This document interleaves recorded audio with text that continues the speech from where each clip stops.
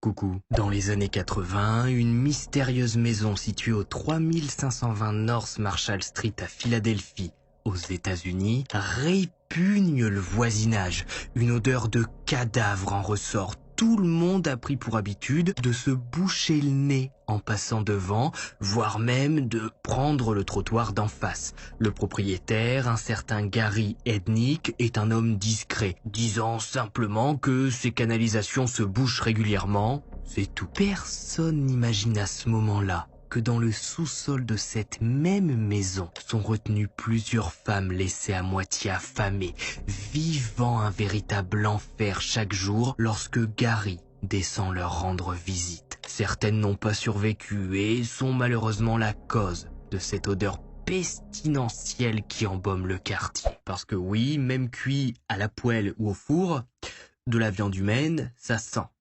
Bienvenue pour une nouvelle HVF.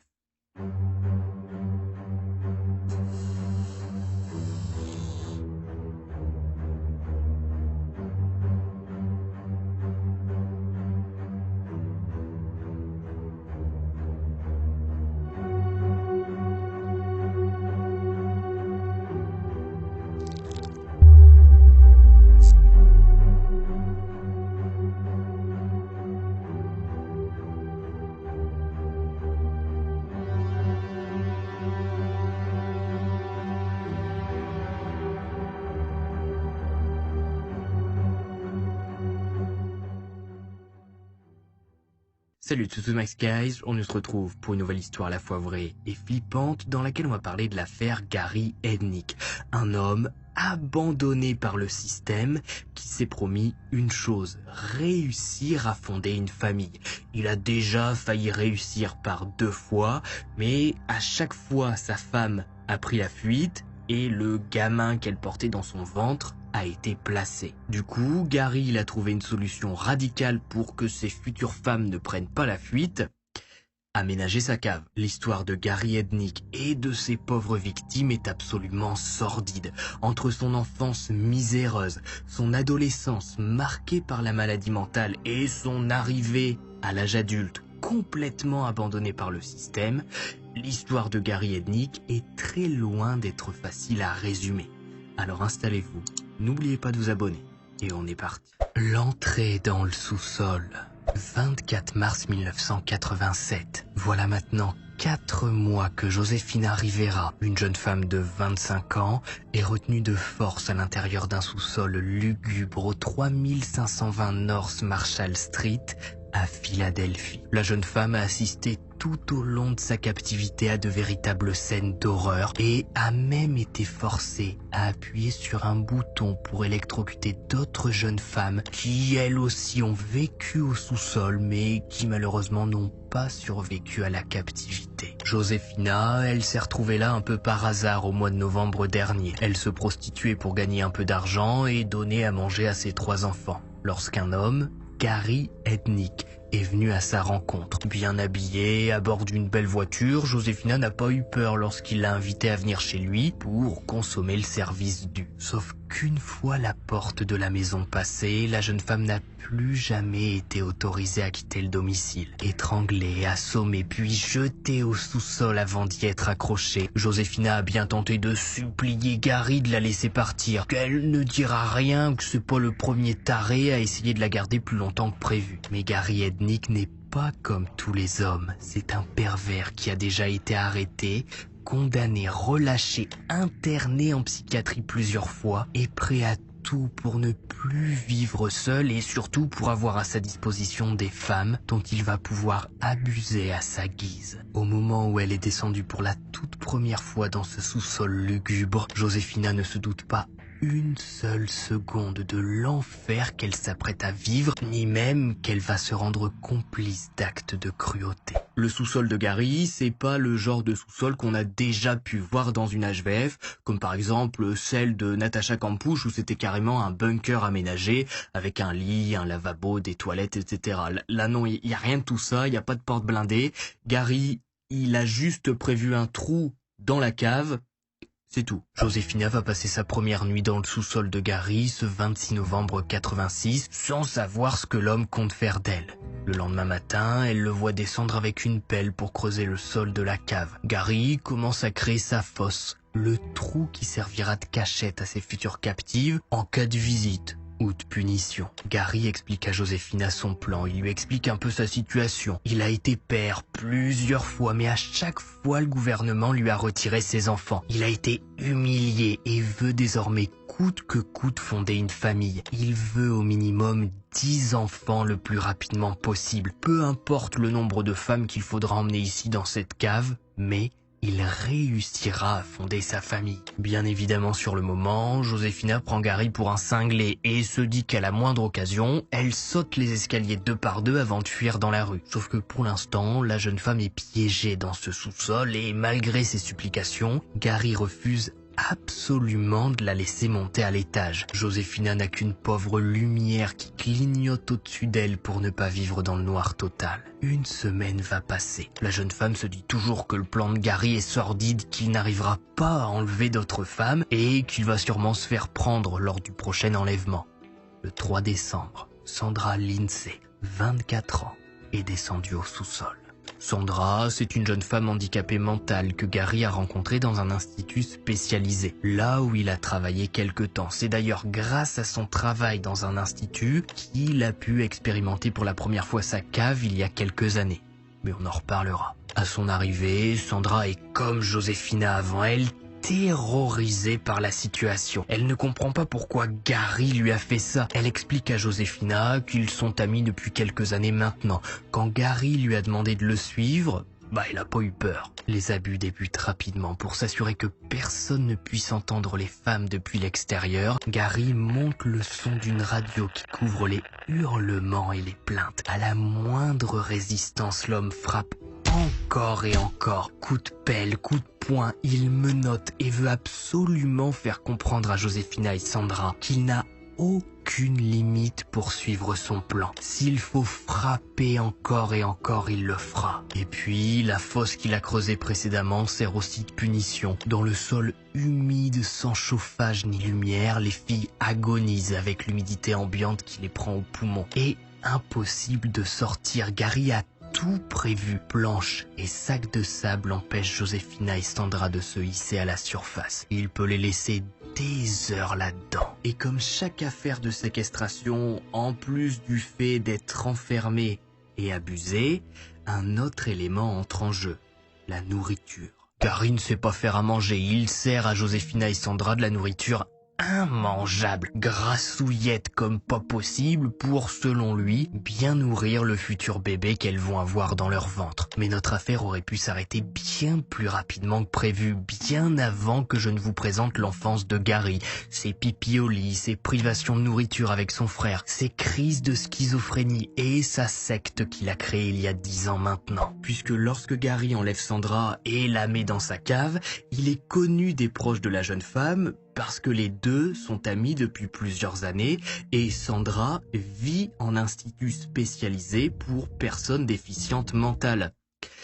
Et Gary va être suspect dans la disparition de Sandra parce que c'est lui qui va signer son autorisation de sortie et qui va partir officiellement avec elle de l'institut sans jamais la ramener. Après plusieurs jours de disparition, une équipe alertée par l'institut se rend au domicile de Gary, qui dit ne rien savoir sur Sandra, qu'il l'a déposée près de l'établissement lors de sa dernière sortie, et c'est tout. Sans mandat, les agents n'entrent pas, mais passent régulièrement pour savoir si Sandra est entrée en contact avec lui, que ses proches s'inquiètent et qu'ils aimeraient bien avoir des nouvelles. Terrorisé à l'idée que les flics puissent entrer chez lui et faire foirer tout son plan, Gary va forcer Sandra à écrire une fausse lettre disant qu'elle s'est enfuie, qu'elle est heureuse et que tout le monde peut arrêter de la chercher. Le genre de lettre auquel personne ne croit et qui est immédiatement déposé dès réception au commissariat du coin par la famille de la jeune femme. Malheureusement pour elle, Sandra est une jeune femme handicapée qui vit en institut spécialisé. Sa disparition n'intéresse pas grand monde et sa lettre signée par sa main arrange plus que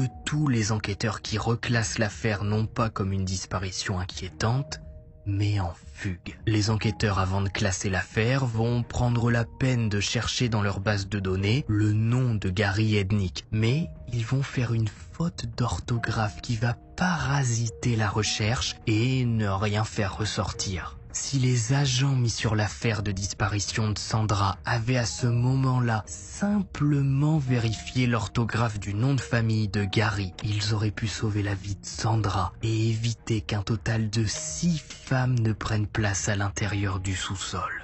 Des antécédents, Gary en a, et ils sont bien plus qu'inquiétants. Qui est Gary? Gary Ednick, né le 22 novembre 1943 dans l'Ohio à Cleveland. Et son enfance est un peu compliquée. Il est le premier fils de Michael et Helen Ednick. 2 ans après sa naissance, son petit frère Terry vient au monde. Les garçons sont élevés par un père ultra strict qui frappe à tout va ses gamins à la moindre contrariété, les humilie dès que possible. Michael n'avait pas envie de devenir père et de suivre l'ordre de l'époque qui dit qu'un gamin doit absolument naître rapidement dès que le couple se forme ou se marie. Alors il lâche sa frustration sur Gary et Terry. Voyant que son couple ne tient pas du tout la route et que ses 2 gamins sont malheureux, Hélène, la mère de famille, plonge peu à peu dans l'alcool au point de se ravager de plus en plus régulièrement pour assommer son esprit. En 1946, le père de Gary,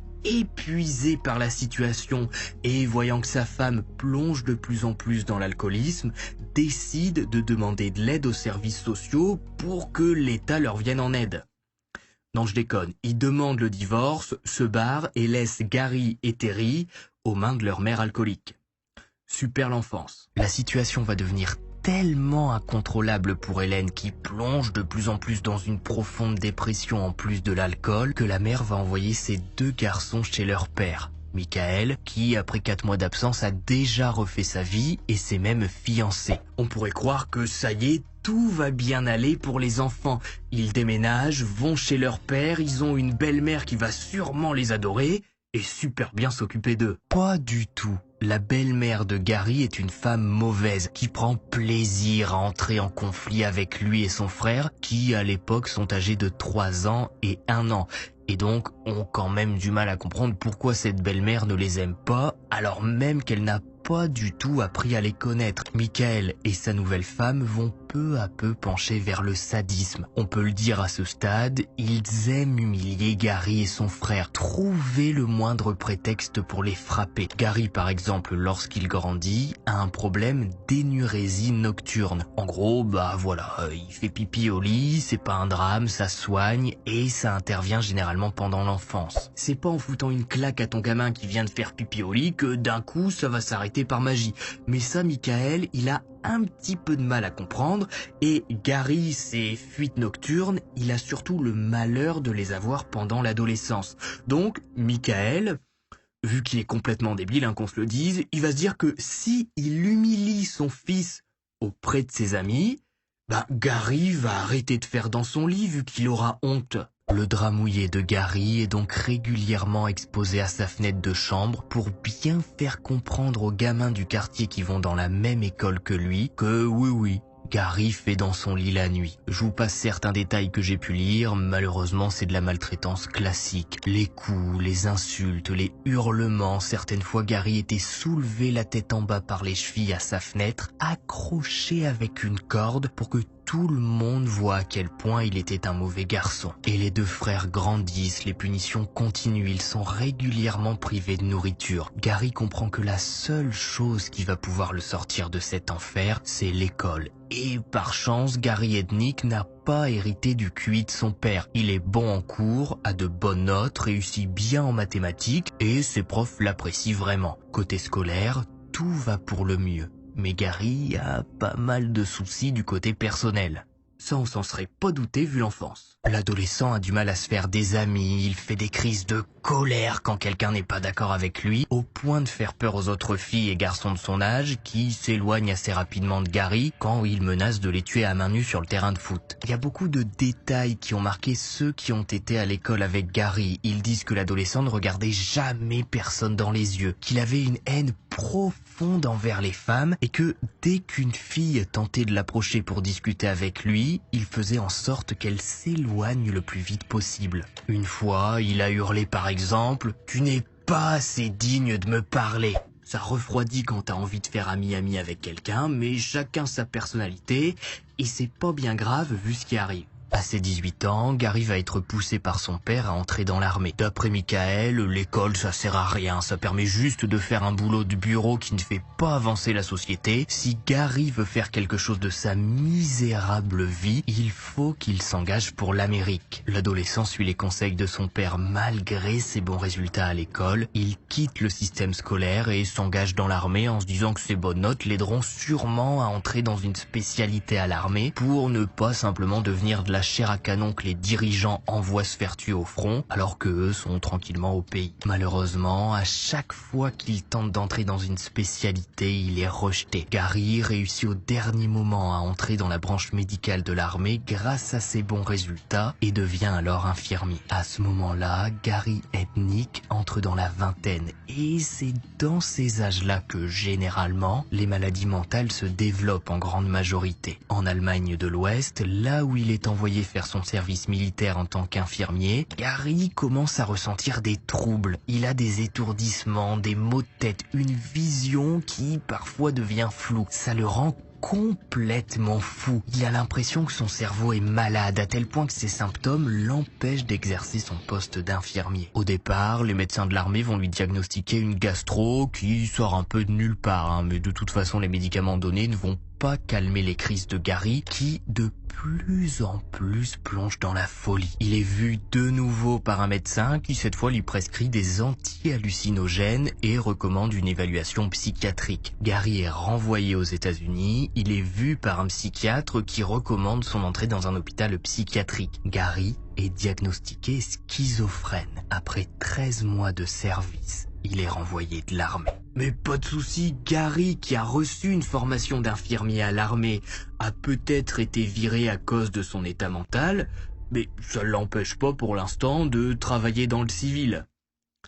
Pour l'instant. Bien évidemment, sans traitement ni suivi, les crises de Gary reprennent alors qu'il est infirmier dans un hôpital public. Comme lorsqu'il était adolescent, Gary entre dans des crises de rage à la moindre contrariété. Il terrorise les patients qu'il prenne littéralement pour un fou et se plaignent de son comportement auprès du personnel qui font remonter les plaintes. Convoqué par sa hiérarchie, Gary est viré moins de 6 mois après son entrée à l'hôpital public et manque de peau avec son contrat à l'hôpital, notre bonhomme a pu faire un prêt à la banque pour acheter une maison. Gary est endetté et n'a maintenant plus de boulot. Alors il cherche une solution pour payer le crédit. Mais sa santé mentale chute d'un nouvel étage au moment de la mort de sa mère en 1970 à cause d'une overdose de médicaments et d'alcool. Même si Gary, qui a maintenant 27 ans, n'était pas proche de sa mère, c'est la première fois qu'il est confronté au traumatisme de la mort. Il tente de s'enlever la vie, mais survit et est de nouveau placé en hôpital psychiatrique. C'est dans cet hôpital, au milieu de sa chambre lugubre, bourré aux médicaments toute la journée, puisque malheureusement à l'époque la psychiatrie se résume à droguer les patients, que Gary va commencer à avoir des visions. Il se prend pour un messager de Dieu et persuadé que sa mission sur Terre, c'est de créer une nouvelle église. À sa sortie de psychiatrie, il s'empresse d'aménager sa cave en pièce de réception pour ses futurs fidèles. Il nomme son culte l'Église unie des ministres de Dieu et il s'ordonne lui-même ministre, bien évidemment. Gary place 1500 $ sur un compte d'investissement à la banque et commence sa recherche de fidèles. Il attire d'abord de pauvres gens qui errent dans la rue ou des personnes cherchant à faire partie d'une petite communauté pour se faire des amis et peu à peu le bouche à oreille se fait. Tous sont happés par le discours de Gary qui se déclare ministre de Dieu. Il dit que la position divine de Jésus est discutable et doit être minimisée. C'est le discours sectaire classique. Gary est le meilleur, Dieu lui a parlé, il a vu la lumière, il est plus crédible que Jésus, blablabla. Bla bla. Allez, un petit billet s'il vous plaît. Ça peut paraître bizarre qu'un type comme Gary réussisse à réunir autant de personnes dans sa cave pour son culte, mais il suffit juste de regarder notre époque et les réseaux sociaux. Il y a beaucoup de personnes quand même qui croient des informations postées par des comptes anonymes qui n'ont aucune source de rien pour se dire que des gens qui croient à peu près à tout Et à peu près à n'importe quoi, il y en aura toujours. Alors Gary, il croit ou il croit pas aux conneries qu'il raconte, mais en tout cas, il arrive à rembourser le crédit de sa maison grâce à ses adeptes à qui il demande de l'argent pour participer à ses réunions en sous-sol. Il vit de ça et dépose même des petites sommes sur des comptes d'investissement qui lui rapporteront pas mal d'argent ensuite. La petite aventure religieuse de Gary va durer 10 ans.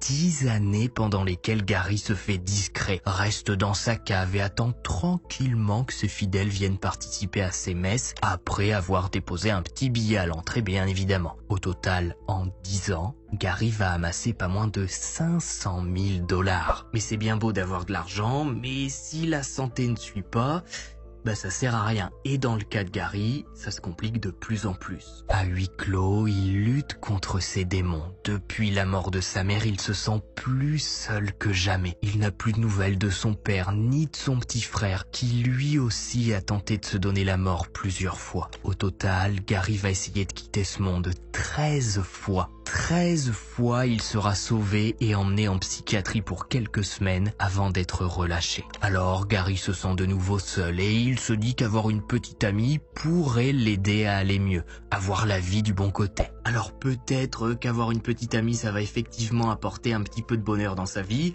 mais je vous assure que la jeune femme qui va accepter de venir vivre chez Gary, elle va s'en souvenir toute sa vie. La première condamnation. Pour trouver une femme qui veuille bien de lui, Gary ne va pas s'embêter à s'inscrire à des rencontres arrangées dans le journal ou à sortir dans des clubs. Grâce à son expérience d'infirmier dans l'armée et à l'hôpital public, il est bénévole depuis quelque temps dans un institut local pour personnes ayant une déficience intellectuelle. Il est donc en contact avec des femmes très vulnérables à qui il parle régulièrement et qui voient Gary comme un type sérieux.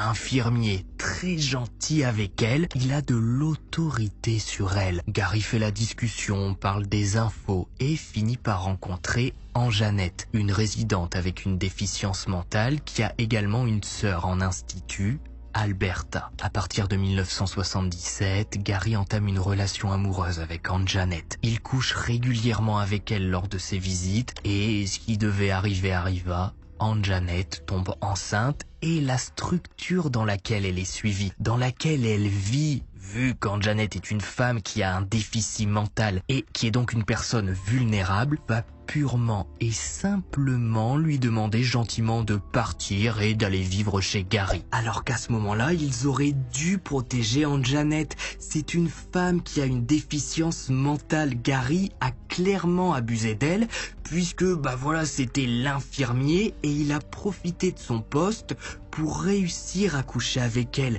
Gary aurait dû être viré de l'institut, signalé, et la grossesse d'Anne-Jeannette aurait dû être assumée par son établissement, plutôt que de l'envoyer vivre chez Gary Ednick. À partir du moment où Anne-Jeannette quitte son établissement et entre chez le futur père de son enfant, elle ne donne plus aucune nouvelle à sa sœur, Alberta, qui s'inquiète tout de suite pour elle. Et la sœur a bien raison, puisqu'au début chez Gary, tout se passe plus ou moins bien. L'homme n'a jamais vécu avec quelqu'un d'autre, qui plus est, une femme enceinte. Il est complètement débordé par la situation. Gary contrôle tout ce que Anne-Jeannette a le droit de boire ou manger. Lorsqu'il part de la maison, il verrouille systématiquement la porte d'entrée avec un cadenas pour être sûr que sa compagne ne prenne pas la fuite ou ne prenne aucun risque dehors. Inquiète pour sa sœur, Alberta va prévenir les infirmiers du fait que depuis qu'Anne-Jeannette a été envoyée chez Gary, elle ne donne plus de nouvelles. Par chance, en faisant mes recherches, j'étais persuadé du contraire avant de trouver l'info. Alberta va être autorisée à sortir de l'établissement spécialisé avec un agent de police qui va se rendre avec elle au domicile de Gary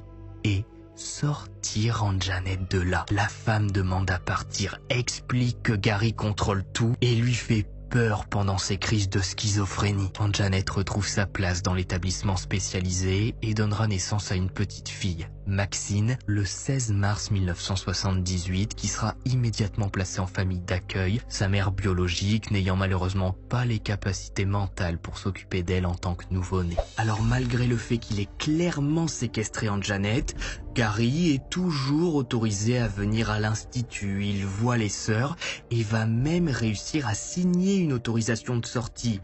pour Alberta pour qu'elle puisse sortir de l'institut avec lui. Et comme d'habitude, les membres de l'institut spécialisé vont dire à Alberta que allez, elle peut partir avec Gary, ça lui fera une petite balade. Sortie de l'établissement, conduite au domicile de Gary Ednick, Alberta va vivre un enfer. Elle qui a sorti sa sœur de là se retrouve à sa place. Gary veut se venger, c'est à cause d'elle s'il n'a plus Aunt Janet chez lui, s'il ne peut pas élever son enfant.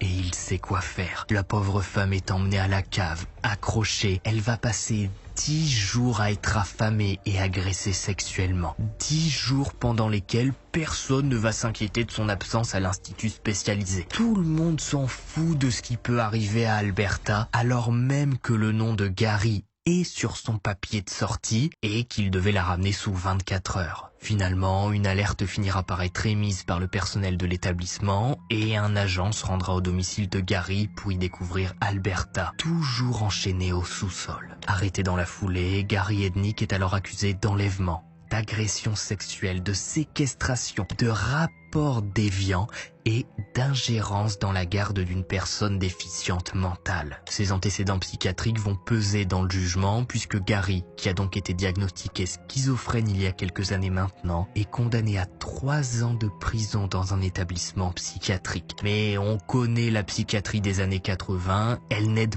pas ses patients. Lors de ses crises, Gary est mis en camisole. Il est shooté aux médicaments. On ne l'aide pas à aller mieux ni à comprendre sa maladie. Et pendant ces 3 ans en psychiatrie, Gary se monte la tête. Il n'a plus envie de vivre seul et se jure qu'à sa sortie de ce foutu hôpital, il aura une ou plusieurs femmes à sa disposition. Il répond à un maximum d'annonces de rencontres dans le journal et finit par être contacté par une certaine Betty, jeune femme de 22 ans qui habite aux Philippines et qui voit en Gary un bon moyen d'obtenir une carte de résident permanent aux États-Unis, lui permettant de vivre aux USA. Libéré de psychiatrie, Gary va s'acheter une nouvelle maison au 3520 North Marshall à Philadelphie. Le quartier est assez mal fréquenté, la maison n'est pas au top, mais Gary ne veut pas utiliser tout de suite l'argent de ses investissements à la banque qu'il a amassé pendant 10 ans lorsqu'il faisait des messes dans sa cave. C'est ici que Gary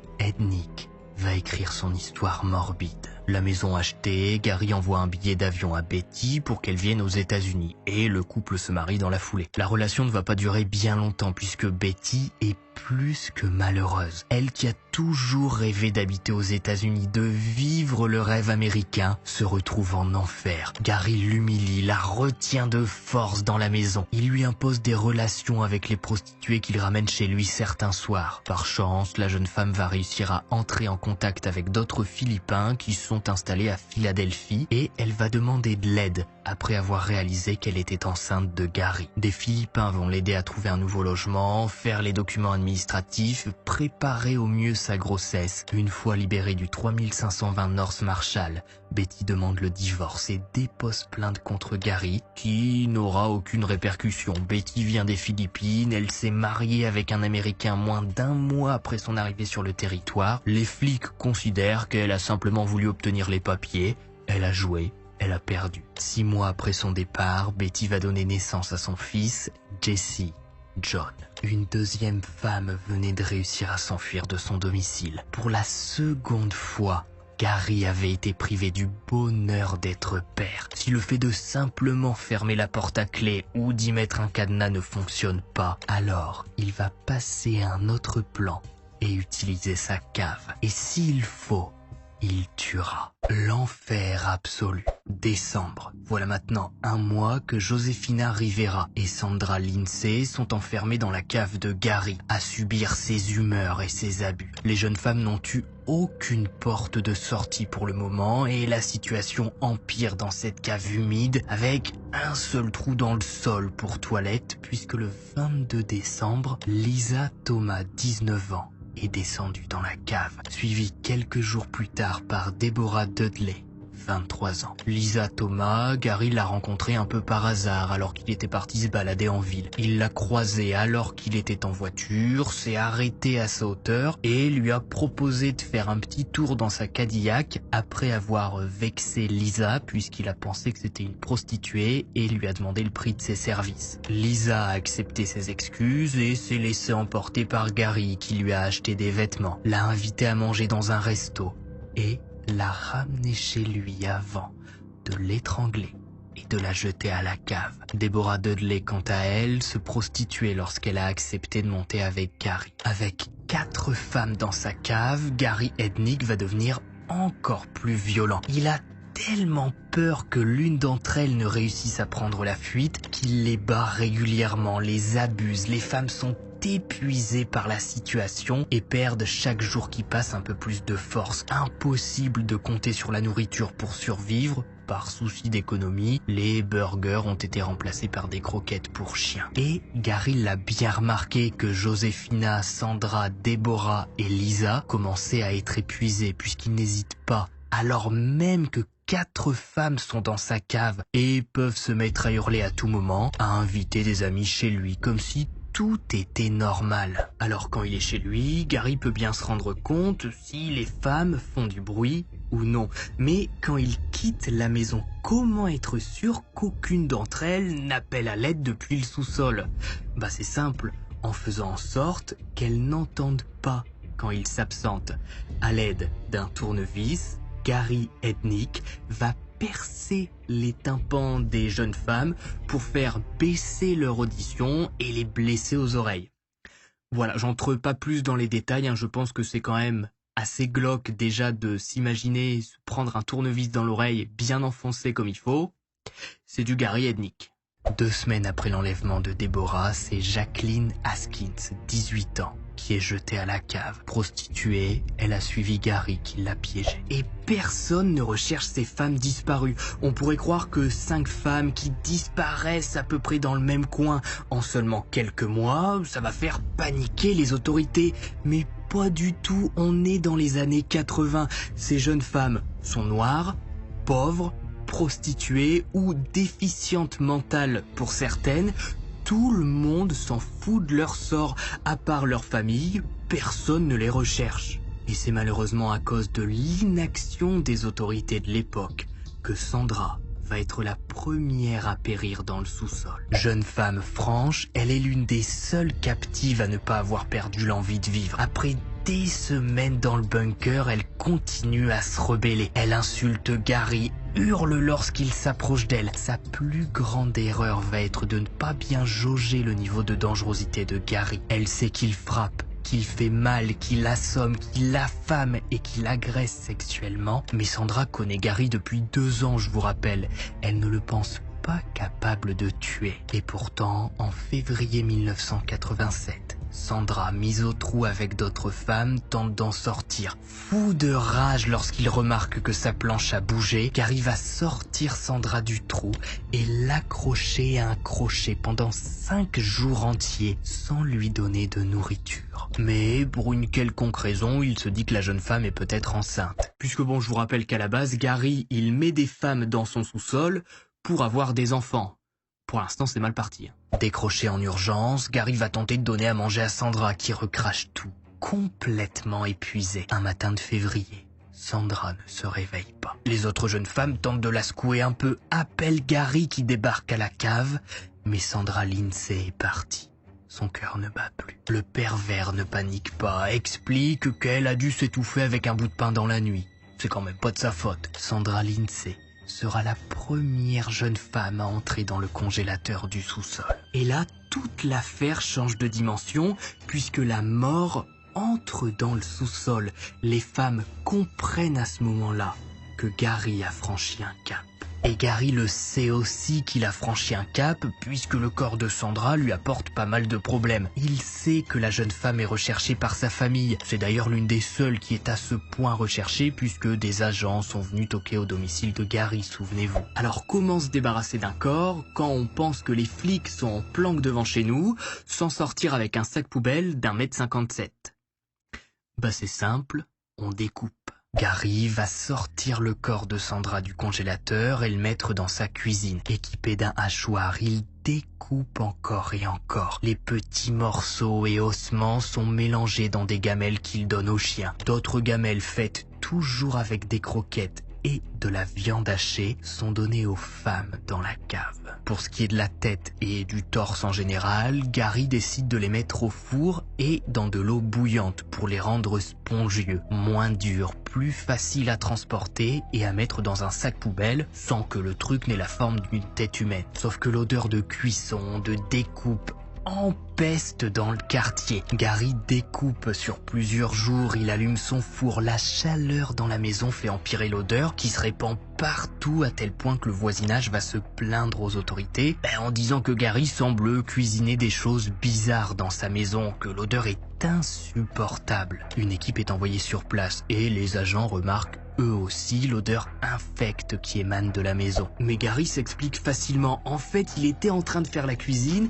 et il a oublié un plat dans son four pendant qu'il faisait la sieste. C'est vrai, ça a cramé, c'est de sa faute, l'odeur qui a embaumé tout le quartier. Il est désolé, ça recommencera plus.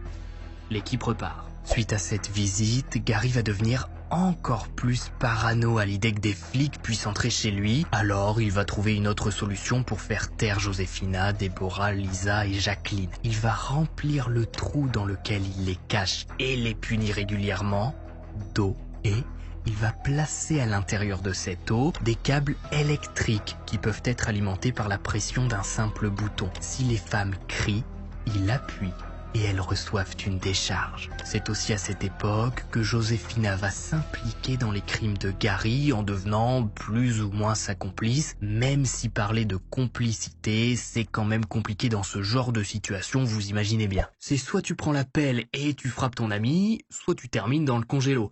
Je pense que dans ce genre de situation, c'est vite vu, un petit coup de pelle, ça fait mal sur le moment, mais au moins on survit.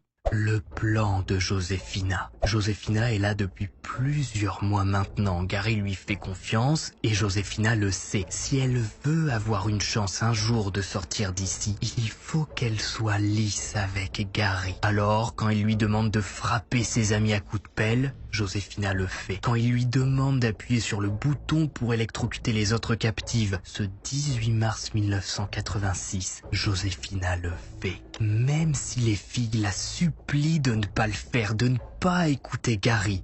Mais Joséphina appuie, ce qui va provoquer la mort de Déborah. Et dans toute l'horreur de la situation, Gary va demander à Joséphina de s'occuper de son corps, de la placer dans le congélateur. Après tout, c'est elle qui a appuyé sur le bouton, c'est elle qui a provoqué la mort de son ami. Plusieurs jours après sa mort, Déborah sera jetée dans la région de Pine Barrens, dans le New Jersey, Gary ne voulant pas de nouveau affoler tout le quartier. En mars 1987, Joséphina a réussi à gagner la confiance de Gary. Elle est dans son sous-sol depuis longtemps, a survécu à tout un tas de trucs et l'a même aidé à se débarrasser du corps de Déborah. La jeune femme a de temps en temps l'autorisation de manger avec lui et elle l'a même aidé à mettre en confiance Agnès Adams, une prostituée de 24 ans, pour qu'elle monte dans la voiture et fasse le boulot au domicile de Gary. Agnès, comme toutes les autres, est maintenant dans la cave. Mais Joséphina a une demande à la fin du mois.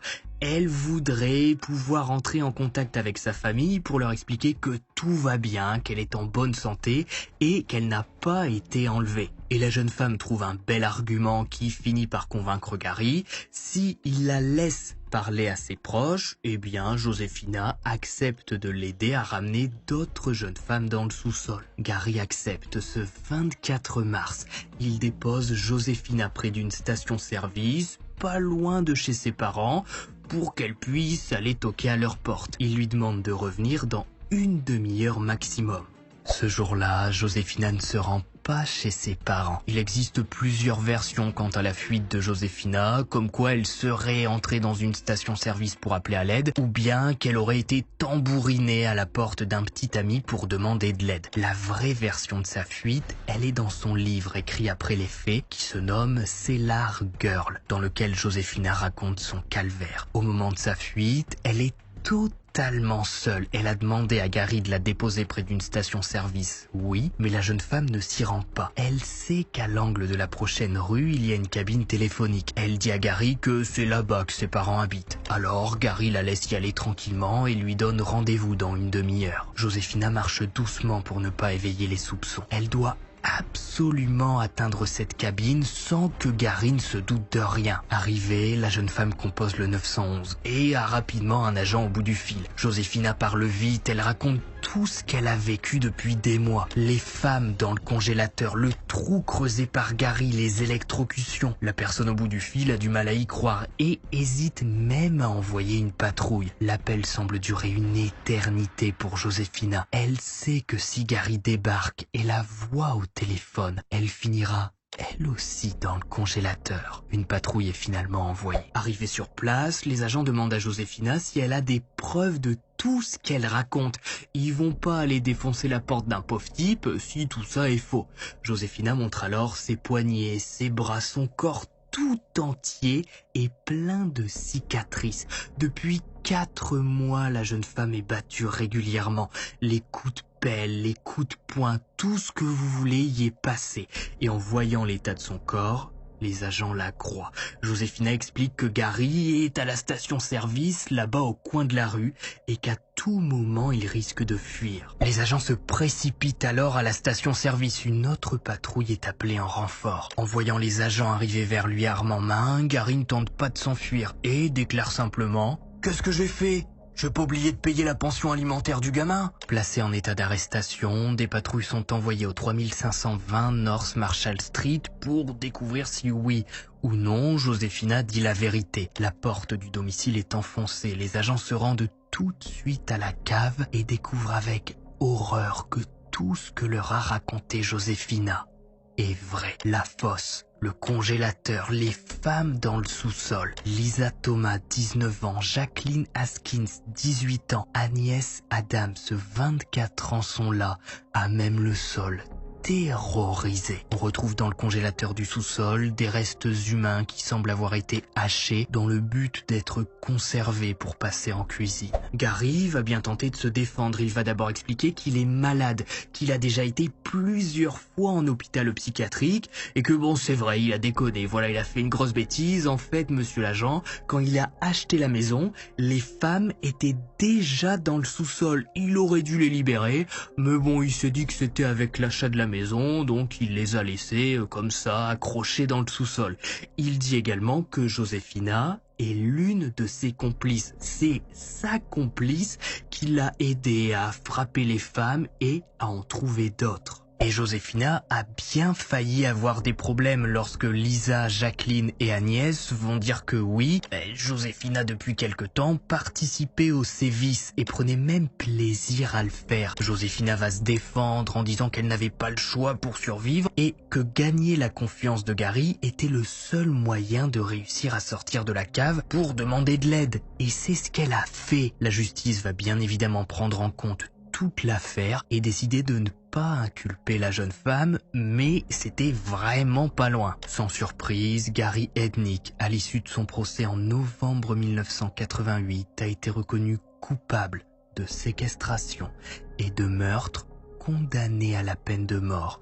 Il a été exécuté par injection létale le 6 juillet 1999 sans jamais s'être excusé de tout ce qu'il a fait subir à ces jeunes femmes. Par la suite, toutes les victimes survivantes ont reçu un dédommagement de 30 000 $ de la part de l'État. Joséphina a retrouvé ses 3 enfants et a assisté à l'exécution de Gary. Lisa Thomas et Agnès Adams sont plongées dans la drogue et ont eu énormément de soucis de santé mentale après leur libération. Jacqueline Haskins, quant à elle, est devenue agent d'entretien. Elle a eu 2 fils et a un traitement contre l'anxiété, faisant régulièrement des cauchemars dans lesquels elle entre de nouveau dans le sous-sol. Lisa, Agnès et Jacqueline n'ont jamais vraiment pardonné à Joséphina d'avoir pris part au crime de Gary et de les avoir battus, même si sa stratégie a fini par les sauver. Tristement, c'est ainsi que se termine l'histoire de Gary Ednick, qui a réussi à enlever 5 femmes, les mettre dans son sous-sol, sans que personne ne les recherche. Et je pense honnêtement que si Josefina n'avait pas réussi à manipuler Gary et à s'enfuir pour donner l'alerte, toutes seraient mortes dans le sous-sol de la maison.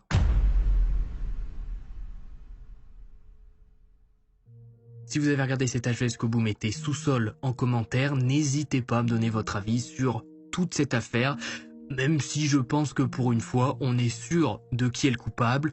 Personnellement, je pense pas que Josefina a réellement pris plaisir à frapper ses amis. Elle a sûrement fait ça pour survivre. Et la preuve, une fois sortie du sous-sol justement, elle a tout de suite donné l'alerte. C'est Max Guys, n'oubliez pas le pouce bleu, de vous abonner, ça fait toujours plaisir et ça permet de faire vivre la chaîne. On se retrouve peut-être vendredi prochain à 18 h, mais c'est pas sûr, on arrive tranquillement au mois d'août, donc je vais bien ralentir le rythme maintenant jusque septembre, pour pas trop me rincer et puis disparaître arrivé en septembre. Hein. Bref, c'est Max Guys, on se retrouve prochainement, n'hésitez pas à venir sur Twitter et Instagram, j'y suis très actif, et puis